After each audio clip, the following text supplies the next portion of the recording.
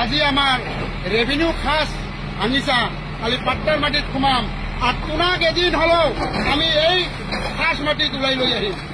খাস মাটিত তোমালোকে বসবাস কৰিব লাগিব। তোৰ 14 গুৰিয়ে খাস মাটিত বসবাস কৰবে। এতিয়াৰ পৰা আমি এটাই ধ্বনি দিম, নারে তাকবীর, আল্লাহু আকবার, নারে তাকবীর, আল্লাহু আকবার। আমি মাটি বাড়ি সব বিক্রি করি এদিন এদিন কামাই রোজি রোজগার করি আমি পাট্টার মাটি কিনিলাম। আর এই পাট্টার মাটি কিমান লাখ লাখ টাকা, কোটি টাকা হলো আমি কিনি লৈ কেনে তোমার ঘর পর্যন্ত আমি কিনিলাম। তাৰপিছত তোমাক পাট্টাৰ মাটি এৰাই খাস মাটিত বসবাস কৰিবলৈ আমি বাধ্য কৰাম। তেতিয়া চাম আপোনালোকৰ কি। আজি হয়তো মই মৰি যাম, মোৰ ল'ৰা ছোৱালীয়ে মোৰ নাতি পুতি হলেও তোমাক খাস মাটিত ব্যৱহাৰ কৰিব দিব।